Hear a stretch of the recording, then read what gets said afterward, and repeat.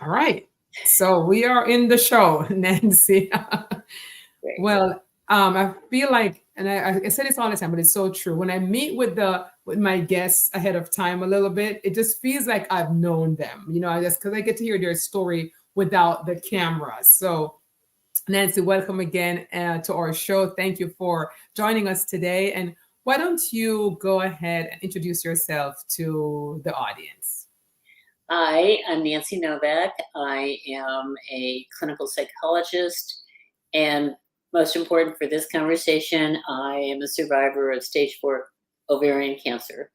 I was diagnosed in 2004 when I knew nothing about cancer, and I know a lot now. Uh, and I have been blessed with wonderful healers and wonderful sense of community.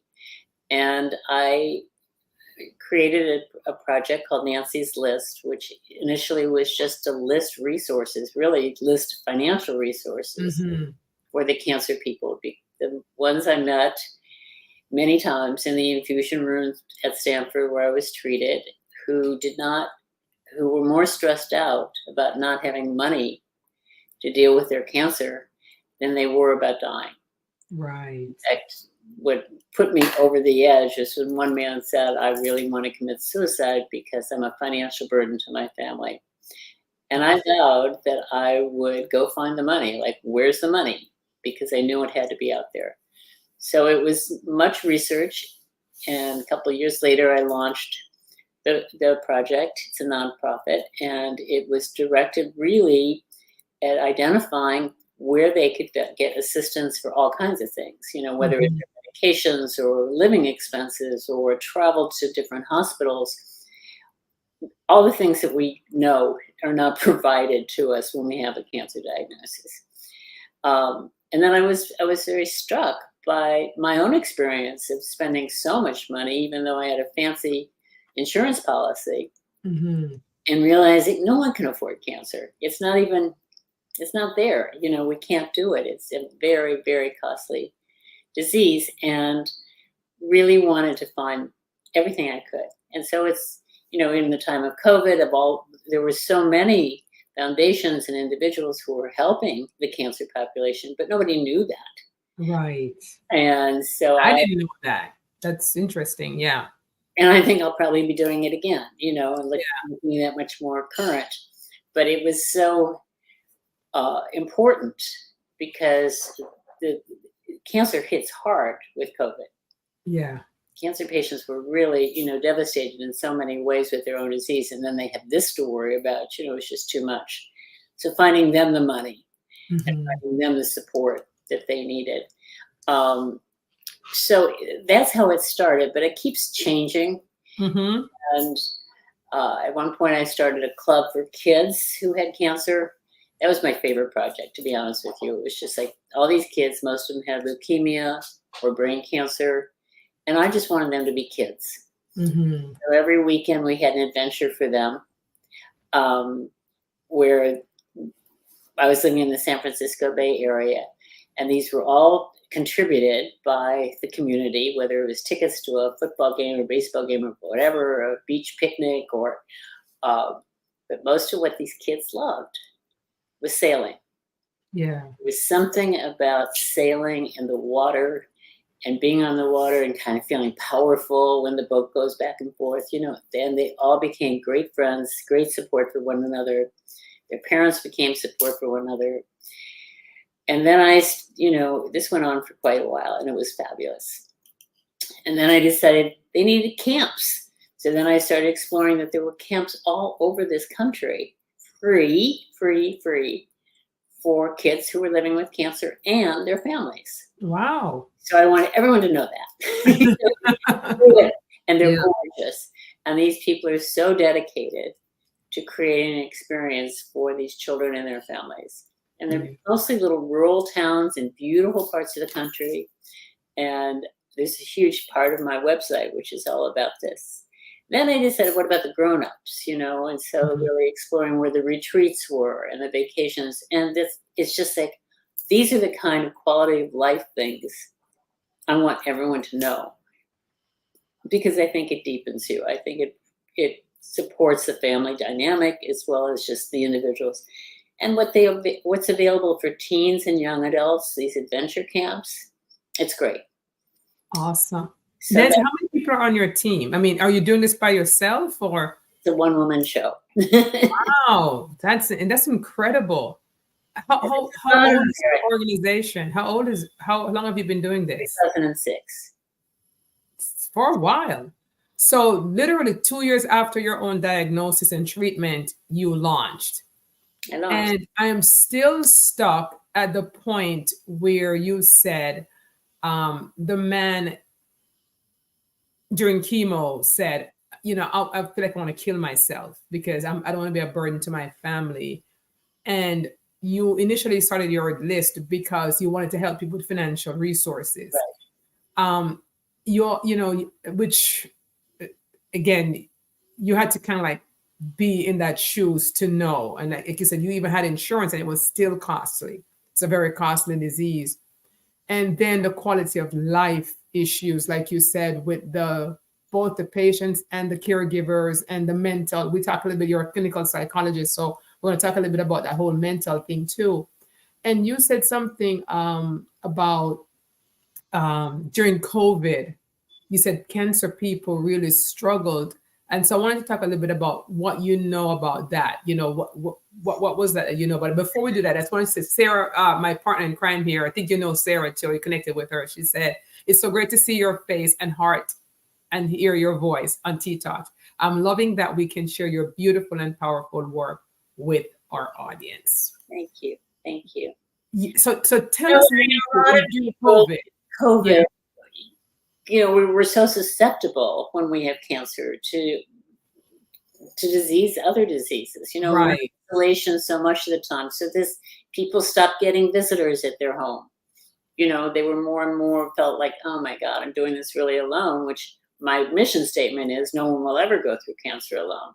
Mm-hmm. And sometimes they couldn't get to treatment, or they were so anxious about anything that may spill COVID because they don't have a whole lot of resistance to diseases when we have cancer and we're so vulnerable. So that was a lot of getting them transported to their appointments. Some doctors got COVID themselves and weren't available. So there was just a sense of vulnerability and what else can happen to me?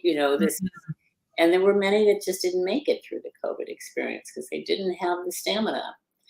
But I think it was very, very helpful, and it became very much of a national issue when I started that list because there were so many great foundations who were putting money out. But it's all about making people aware of what's out there that could just make a lot of difference in their capacity to deal with the crisis. Yeah. Nancy, you're a nonprofit, correct? Yes, totally a nonprofit.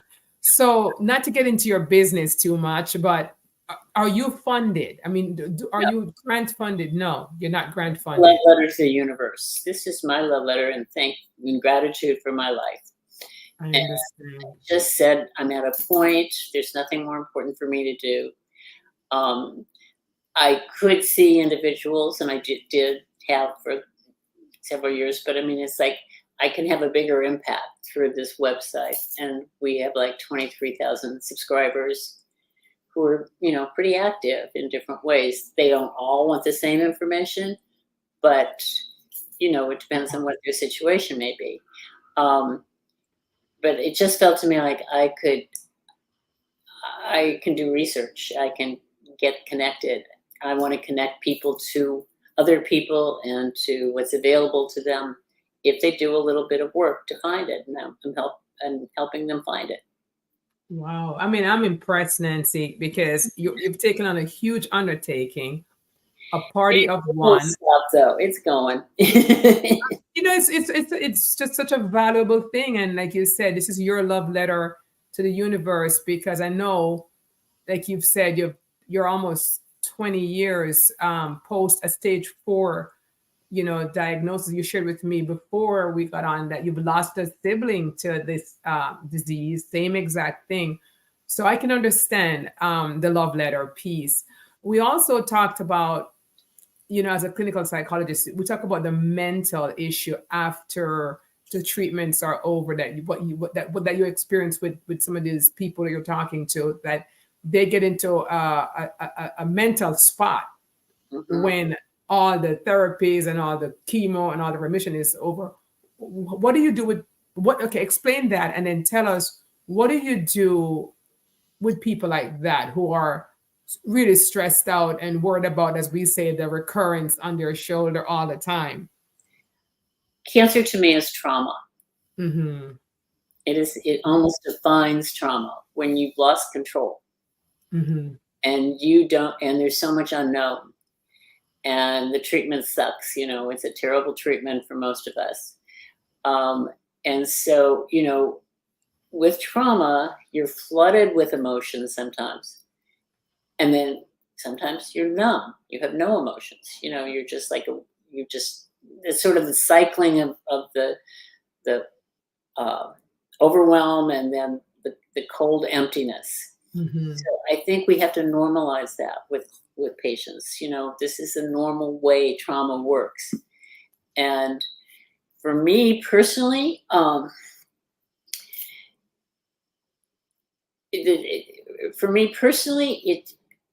people ask me all the time, like, how do you think you got through it?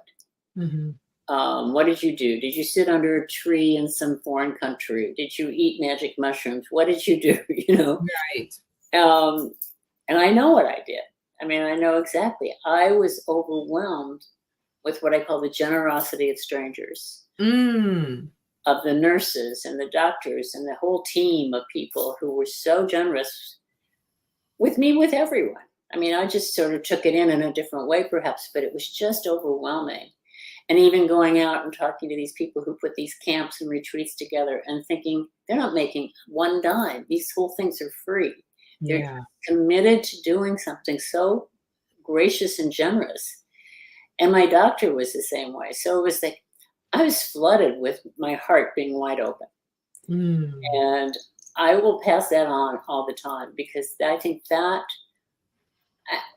I was shocked, because I don't know these people, never knew them. And the people in the infusion rooms, I mean, they were just so kind and caring, and it was beautiful. And I think I'm not saying this is like enlightenment. I'm just saying it was transforming for me. Right. I understand. You kind of have to, like I said, you kind of have to gone through it to understand when you get out on the other side and you look back as to all the people whose hands were involved in your care. It's almost like a little miracle, you feel very grateful. And so I fully understand that. Do you keep up to date, Nancy, with with treatments and stuff? For example, you had a stage 4 ovarian cancer 20 years ago almost. And so there's been so many advances in cancer since then. So I would imagine that the treatment that you received, I mean, although it was amazing, are you seeing progress in for a woman diagnosed now with stage 4 ovarian cancer, right? Have you seen any progress in treatment, in methods? I mean, what is your take on that? Did we grow in that area? I think there's more openness and awareness. I mean, ovarian cancer has always been called the silent killer, because the symptoms, I mean, I went into this doctor because I had pain on the right side of my belly, and I assumed I was having appendicitis attack. And I mean, this is sort of funny, but it's not really. And so she immediately sent me for a CAT scan. I didn't know what a CAT scan was. I knew nothing. And when I came back in, she said, "You want the good news or the bad news?" I said, "Well, the good news, right?"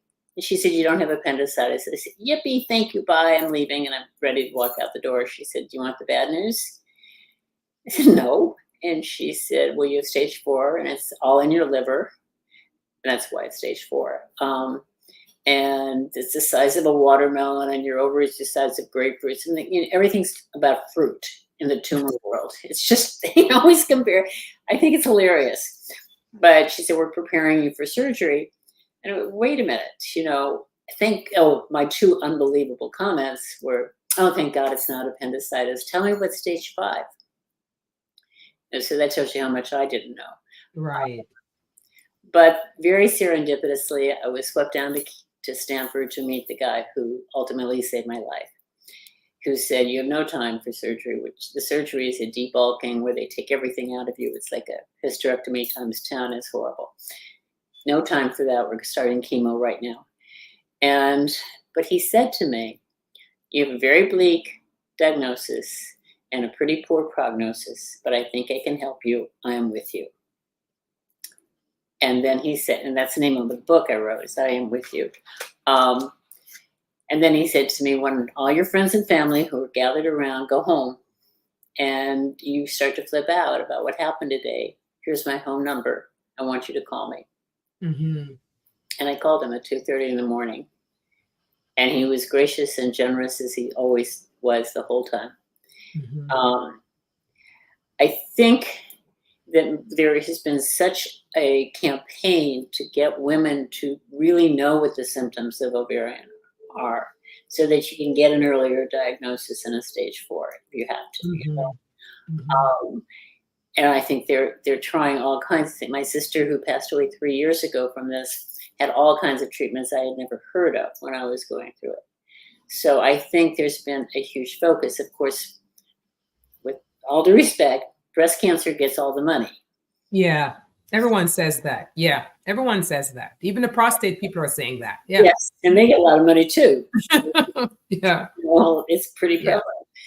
But there hasn't been the kind of research with ovarian, but there's some Mm-hmm. very active people in the cancer world that are doing everything to bring this into some sort of balance. Yeah. I don't know. I mean, who knows why I made it and Susie Cream Cheese didn't make it? I don't know. Yeah. But Yeah. I do believe there's an emotional component to this disease that has to be treated. And for example, this doctor was so cool. And I thought, I never in my mind expected to have a man who spoke to me from a psychological mindedness as he. Mm-hmm. And he said, if you're on antidepressants, double them. If you're not on them, get on them. And get yourself a therapist right away, preferably someone who's lived through cancer. And that made a lot of difference in my life to have that team member. And I think he's right on. Nancy, that's so interesting. My last guest that I had on this show, I think it might have been Monday. I forgot now, but she said she believes that what the doctors should do when they are giving you that bad news, in the room should be a psychiatrist, integrative doctor, and I forgot what else she said, because you're going to need all of that, especially the psychiatrist. So it's so interesting that your doctor 20 years ago said to you, get on antidepressants, and if you're on it, double up, and also get a therapist, especially one who's been through cancer. So amazing. There's a couple of questions coming in. Okay. Nancy, how has your personal cancer journey been since starting your list, and how do you deal with any lingering treatment and or surveillance? I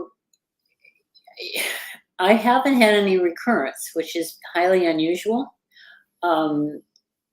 Very unusual. I feel very blessed about that. I do have the CA-125 blood test, which is sort of the indicative of where your count is, and that's whether there's any evidence of ovarian cancer. I do that regularly when I do any blood work. I'm careful. I pay attention. I probably am living a far healthier life than when I used to, but I wasn't so bad. It was just like, I don't even know if that really has anything. It seems like it affects people who are eating kale and doing yoga every day. That's true. Yeah. Yeah. And we kind of feel angry because they thought they were invulnerable, and they're not. We're not. I think I'm on the forefront of people who call when you get diagnosed to say, help me. So I try to stay on top of what they're talking about and what their treatments are, but I'm not a doctor, and I'm really not up to date on what everybody else should do. I just watch myself as best I can.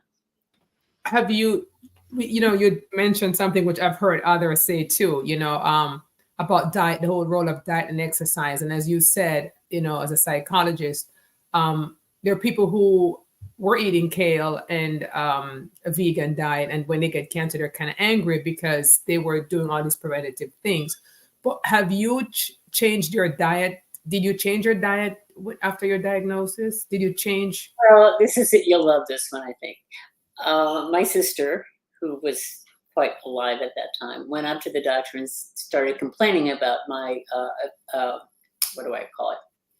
My affection for ice cream. And she wanted him to tell me that I couldn't have ice cream every time I wanted it. Like, that's probably why I have cancer, is what she said. And he said, it doesn't seem to me to be the right time to deprive Nancy of any pleasures. Yeah. And that, to me, I think his humanity touched mine, Yeah. and it was, we'll deal with that. We all, I think sometimes when I look at a piece of food and I think, is this towards life or away from life? Right. Questions. And then I make certain choices, like, is it really worth it? Mm-hmm. And I always encourage people to just get healthier, and nourishment and diet and all the exercise programs that are out there for cancer people. They're all valid. I haven't mentioned this, but the directory that I'm really impressed with is a whole directory of integrative practitioners all across the country, actually across the whole planet. We have people from all over the world, but who are doing integrative oncology treatments. And whether that's the yoga which we all are familiar with, there's some pretty esoteric stuff going on. Mm-hmm. And, I think people have to look through the list and see if this is something I want to explore, if it resonates with them, and the kind of something that might add meaning to their healing process. It's very individual. Yes. Yes. I did Good a point. lot of that stuff. I didn't do, I couldn't do acupuncture. Everybody loves to do acupuncture when they get sick. I wasn't allowed to do acupuncture. That was a limit, because what they said, and what sounded true to me, you put a needle in, you don't know if that's a cancer cell that you're going to hit, because you can't see all those cancer cells. Right. And what would happen if you, would that exacerbate the problem? So that was just a question that was put out to me, how I felt about it. And then I went, for me, it doesn't work. For somebody Right. who wants to do it, that's really a personal choice. Right. But there are a zillion different modalities of integrative treatments that people really like. Yes. So Yes. I researched that. I have them identified by where they practice, or if they accept virtual clients, and so it's organized by modality and their location, with a great big long profile, sometimes way long profile, of each one of these practitioners or healing centers. And so that's been really helpful to people, because they think, well, where do I go? Well, all you just look it up and you'll probably find 10 choices and that are within reason to where you are. So that's always been valuable. Another question for you, Nancy, from Sarah. As a psychologist, do you agree that we must start to normalize talking about death and dying? Whether you are diagnosed early or late, so much of the fear is because we do not embrace, as a culture, the reality and beauty of death and dying. Would love to hear your thoughts. Well, there are a lot of people who are addressing it now. And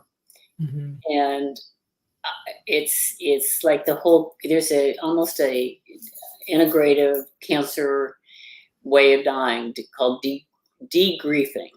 It's really looking at the grieving process, because you know what? The second you get diagnosed, you start grieving. Yeah. There's a lot of loss. Yeah. And so I think the patient person who's living with cancer is wrapped up in that, and oftentimes has no one to talk to about that. And that's why I have a great list of grief counselors, because you want to talk about that. You want to talk about your own. You want to talk about how to take care of yourself and the people you love. So I'm totally in agreement that this is part of living. Ramdas has a beautiful book, Walking Each Other Home, Mm. which is really looking at it from a spiritual perspective, because that's what it is. Yes. But it's like, how do you invite other people? Because I think all of us are afraid of that conversation. You know, Yeah. Yeah. It's not a comfortable one to have. Not really, but um it's the reality, right? One of the things that how I approach that is, it's the reality that everyone, is going that direction. It just doesn't, we don't know when or what time. And so, when you get cancer or you have some other disease that's debilitating, or, you normally think about death maybe quicker than someone who's quite fine, right? Because before cancer, you think you're gonna probably live forever, right? Even though you know that eventually you'll die, but you're expecting to die in your sleep or some other wonderful way. But yeah, I think, it's so individual, and that's kind of where the therapy comes in. I think, as you talk about, if everyone should have their own therapist to deal with that. Sarah just posted there's a lot the of link. free therapists around. There are Yeah, which organizations. your list has those, the free Yes, therapists. yes. I don't know, Nancy, what is the address? What is the address for your list? Nancy'sList.org. Yeah, if someone could just type that in from our team, nancy'slist.org. We Right. have the book typed in, but we would like the list as well. Oh, the book is something different. Yes. And we'll do that in a second. Someone's asking whether we did genetic testing. Yeah. We did tons of genetic testing. When my sister was diagnosed, she was diagnosed, I did tons of it at Stanford. I didn't have any of the mutations that would have assumed I would get ovarian cancer or breast cancer. So we didn't have any of that. And then she and I did a bunch of other testing, more sophisticated kind of testing, and we had no mutations. I mean, this is off the subject, but this is not off the subject. There's a lawsuit going on, a big lawsuit against Johnson & Johnson right now. It's been going on for years, about the possibility that the talc in their baby powder Yes. was carcinogenic. Yes. And they have known that since the 1930s, but they never changed the formula. Yes. And there, I think, are 70,000 plaintiffs, Yeah. including my sister and myself, Yeah. who question why they didn't change the formula. Right. So it's a dirty case, because they keep claiming bankruptcy so that they don't have to pay all the. Yes. Yeah. So I think people know about that, but I think, we have to hold people accountable. And Yep. I don't know that that's exactly what happened, but we were definitely raised on baby powder. Absolutely. There's a similar lawsuit going on right now for chemical relaxers for Black women. There's a tie-in to that and their ovarian cancer. And so ovarian and breast, but mostly ovarian, that started 2 or 3 years ago. Forgot which company was it. I don't remember if Johnson & Johnson is involved in that as well. So Probably. these people have all this knowledge and, just didn't disclose. A couple more questions. What are some signs and symptoms that people should be aware of for early diagnosis of Obvious thing, which is what happened to me, is belly pain and bloating. Belly pain and bloating. Okay. And that's when I thought it was appendicitis, but it wasn't, and it didn't go away. And that was so strange about it. But I think, something, if anything feels like it's off, this is how my doctor treated me. If anything at all feels like it's different today than it used to be yesterday, I want to hear from you. Yeah. That's the kind of doctor I want everybody to have. Yeah. He was so committed to my getting well. Yeah. I couldn't disappoint him. I had to get well, Yes. Yes. That's awesome. That's so really good to hear. I mean, talk about a doctor who was totally bought into you, Totally. I mean, and I think it helped your attitude, because we also hear that the more positive your attitude toward your diagnosis or toward your prognosis, the better for you in terms of your recovery, your resilience, Stress and anxiety are not allowed. You know, Yeah, there's so much stress and anxiety. So whatever you can do to mitigate the stress, which I included agree. getting financial assistance, whatever it might be for the particular instance. The other thing um, about, wait 1 second, I had something I really want to say. It'll come back to me. But Mhm. it's not, oh, I know what I'm going to say. So many people have come to me and been dissatisfied with their oncologist. They just don't trust him. They don't tell them the truth. They don't take their meds because they can't afford them, but they don't tell the doctor. They don't feel the way I felt at all, Right, at all, at all. They know he's smart and that he's a good doctor, but he's not a human being or whatever. You've heard it all, I'm sure. right. And I just say, start shopping. Yes. There are a lot of brilliant oncologists in the world. If there's any question in your mind that you don't have trust in this human being, Mhm. move on. Yeah, Please move on, because this is the most important relationship you'll ever have in your life. that's right. That is correct. Um, Someone asked, what is the biggest barrier for those living with cancer and their quality of life? What do you see? Is it just mental stuff? What? Well, I'm a psychologist, so that's what you know, Yes. it's very big. That's why I think you need guidance. Yeah, I mean, you need guidance. I think it's very big and it's very hard to talk about because you're overwhelmed sometimes Mhm. with what you're living with, and people don't know what to say, and so sometimes they just check out. They don't, you feel isolated a lot. Yeah. Yeah. Peter said his cousin deceased from. Okay, Peter. Oh my God. Okay. Yep. Yep. And also use, I know all them Jamaicans. I'm a Jamaican, and I know that was just a staple for, Johnson's baby powder was a staple in our homes, We did it when we were in college. We put it under our arms so we didn't sweat at the I know you parties. put it down there in your feminine parts, and you just did, you just always did. Always did. When you had your period, you did. Yep. You do. It is reality, right? It's what we did. It's just unconscionable to me that these Yes, guys I agree. trying to deny. I mean, what always goes on for me, so many women have died, Yes. and that these people did not have to, but because of their greed. I mean, I'm really outspoken on this one. It's Yeah. just, Yeah. uh, and I don't see how they can actually declare bankruptcy when they're not the least bit bankrupt. Right. um, That's so right. that they don't have to pay off these families. And it's disheartening. It's like I've heard from so many people who it's not just the money, although it would be appreciable amount of money for a lot of these people. Um, it's just the disconnect. Hmm. Like, how could you do this? I just don't get it.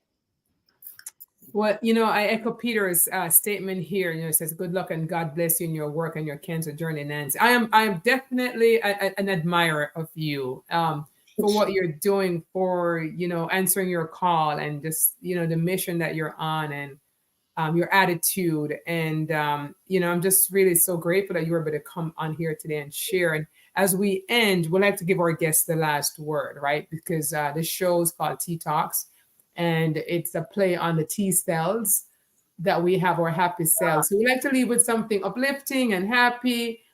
You said something already, like stress and anxiety does not belong in the life of a cancer survivor, or really anyone, because we know it has a lot of issues, but definitely if you are a survivor or going through, that can't be there. So I'm going to give you the last word as to what would you say to that person going through the journey right now. Well, the first thing I would say, and this is a little pitch, but I wrote a book with 42 other cancer survivors. This is the book. I don't know where it's on the screen or not. Yes, and I just put it on, and I just put it on here too. Okay, so it's "I am with you," which is what my doctor said to me the first night, which probably the 4 biggest words ever. Yes. Like I Yes. said to my then boyfriend, now husband, if you said "I love you," I don't think that would mean as much as if you said "I'm with you." Yeah. And that changed my life. And I feel like I want to be the symbol of that. But anyway, the book of this is 42 authors, myself and 41 others, about how we got through the night when we Yeah. got diagnosed. And just words of hope and holding hands and hearts and being with you. And so I'm trying always to get this into the hands of newly diagnosed patients, putting it in hospitals or whatever when the person gets ill. Just from the very beginning, letting them know they're not alone. And that, I think, is the biggest assignment we can take on. It's like, in my work, I'm trying to connect people to practitioners, or connect people to each other, connect, so that the feeling is that you have your brothers and sisters right there with you. Yeah. We're in a crisis with this cancer stuff. Yeah. And it just isn't going away. And but we can be as I said, we can't trust. This is awful. We can't trust pharmacies, or we can't trust a lot of institutions, but we can trust and rely upon our humanity. Yes. Well said. Nancy, thank you so much again for sharing. Thank you for the good work that you're doing and for inspiring others. I'm going to definitely get your book too, because I meet so many people who are going through, and always, you always need more information. So thank you so much, and thank you guys. Oh, 1 second. Sarah says, can you buy in large quantity through her publisher? Buy it through me and give you a way better price than Amazon. Buy it through you. Okay. What is your, is it on Nancy's list? Nancy at nancyslist.org, and I'll get the numbers from the publisher for whatever you want, but it's way better than what Amazon can give you. Nancy at nancyslist.org, and we can get it through Nancy. I think that book would make a great gift for the newly diagnosed person, for sure. We all wrote it for that. That's what yes. It was really a powerful experience, and it's been very well received in different ways. So I'm pleased. I'm so happy. I'm so happy that resource is there.